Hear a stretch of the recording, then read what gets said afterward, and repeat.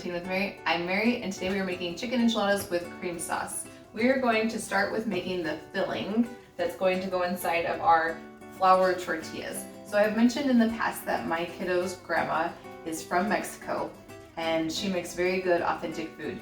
This is not an authentic recipe. This is a very Americanized version of enchiladas. So I just wanted to preface that. So we have onions and mushrooms that are gonna go in our filling, and we're gonna get those sauteed in some butter. We're going to be putting shredded chicken in our filling also, but we're gonna saute this down first. The chicken is already cooked, so we don't have to cook the chicken. It just needs to warm up in our butter mixture here. This is the filling that I use probably 90% of the time when I make these, but you can use whatever you want for the filling and just use the sauce that we're gonna make, which is a cream sauce, a sour cream sauce. I sometimes make vegetarian version of this with rice and beans as the filling, and I'll go ahead and put the link in the descriptions for the rice and beans as well as for the shredded chicken that we've made in the past. So you can make a vegetarian. You could even do mushrooms and onions and like beans, cans of beans. That would be really good too. So whatever meat you want to use, whatever filling you want to use, you know, once you get the basic recipe down, you can change it to however your family likes it. So we're gonna let this cook down for a while, and we will come back as soon as this is all nice and kind of just browned. Our mushrooms and onions are all nice and cooked. The onions are kind of see-through, transparent. We're gonna add in the chicken. Like I said, this has already been cooked, so we're just warming up the chicken, and then we're gonna add seasoning to this. So I just have seasoning salt and garlic powder. Get that all stirred in. And we're gonna make our sauce while our chicken is warming up here. So I'm gonna give this a stir, turn it down low, and we'll just check on it every once in a while. So our sauce is a cream sauce. It is sour cream and cheese, all sorts of yummy stuff. So we're gonna get that going here in just a second. And then we're gonna be putting this into flour tortillas, and it's gonna go into the oven and cook for about a half an hour, 45 minutes, just until everything gets warmed all the way through. Again, nothing will have to be cooked at that point. You'll just be getting everything kind of yummy and gooey and the cheese on top melted. So this is gonna hang out, and we're gonna make the sauce. Get all of our stuff moved over here. So I already have butter, and we're gonna make a roux, because that's how we roll here. We like to make a roux.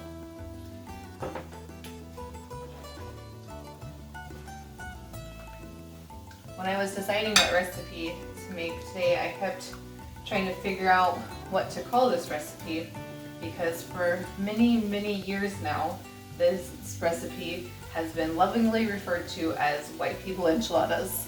And so I thought I would give you the story on that while we're making our roux here, since it takes a while. Years ago, my mom passed away, and we had a bunch of lovely, lovely ladies from where she worked come and give us dinner every night for almost a month, I think.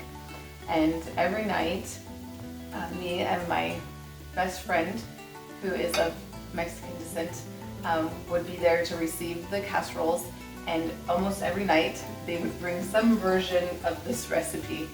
And so it kind of got tagged along those lines of white people enchiladas, because they are very Americanized and they are not traditional in any sense of the word. And so many people kind of have their own variation of this recipe. So this is my mom's variation of what we call white people enchiladas. So I hope you guys like this recipe. It's one of our favorites. We have it all the time, but it took me a really long time to figure out what to call it besides white people enchiladas. So we're calling it chicken enchiladas with cream sauce. So our roux is almost done. Took a minute, I didn't have my heat up, sorry. And we're going to put in our chicken broth. So today I'm using chicken bouillon, so that's at the bottom. Here, just stirred it in with our 2 cups. And we're gonna let this come to a boil. The nice part about chicken bouillon is you can kind of change the flavor. You could add it, have it more intense, rich chicken-y flavor, or less intense, kind of to your liking. So if you add more of the chicken bouillon, you get a richer flavor. Less kind of just fades into the background. So really, you can customize it a little bit more than if you were using just a regular chicken broth. And each chicken broth kind of has its own flavor. Some can be kind of intense or off-putting. So I just like it. I know that it's going to be good every time. So we're going to let this come up to a boil, and then we're going to put in our sour cream, which will bring the heat down a little bit because it's cold, and then we'll put in our cheese. I'm going to stir our meat here. It looks really good. And like I said, we're going to get all of this put together and put into the oven, and it'll cook for a little while in the oven.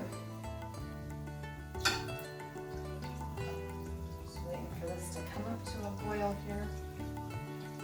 You always want to make sure that you cook your flour really well in a roux, and then you're going to bring the roux all the way up to a boil. That's how it thickens. There's a chemical reaction that happens that makes the flour thicken your liquid. So you have to come up to a boil, or you just won't get that creaminess, which is the whole point of doing your roux. Just going to let it come up. You don't have to let it boil very long. It just kind of has to come up and get thick.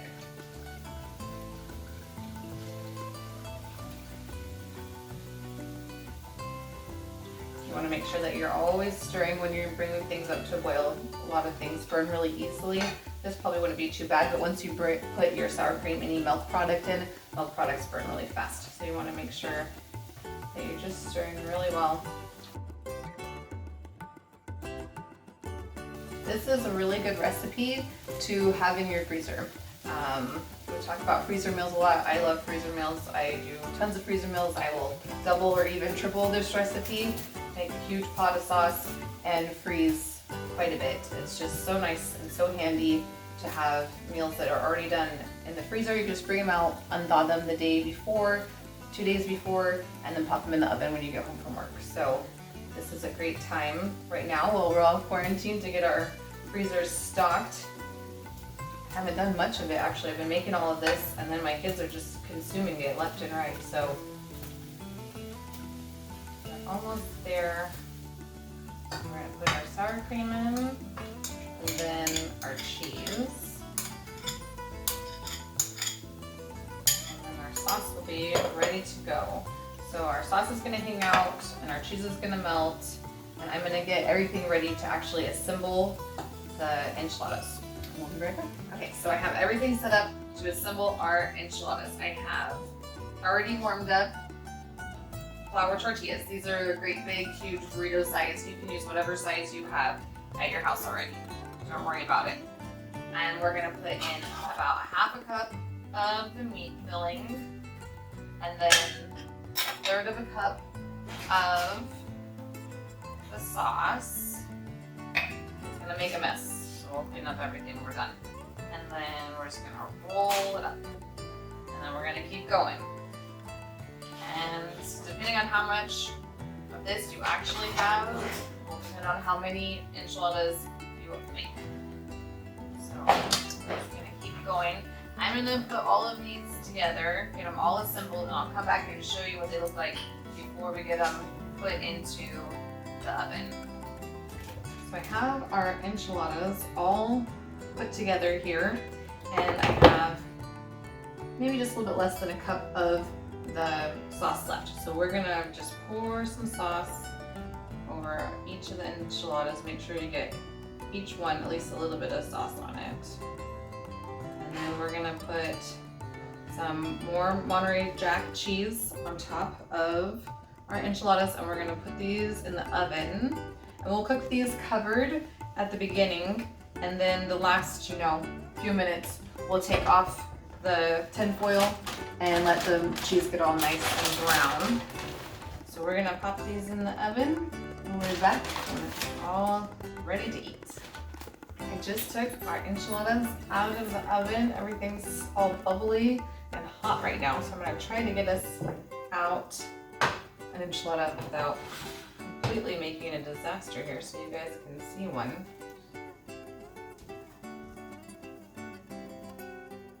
Look at that. So I hope you guys try this recipe and that you enjoy it. I'm trying to cut it open, but it is way too hot. So there we go. So thanks for spending some quality quarantine cooking time with me.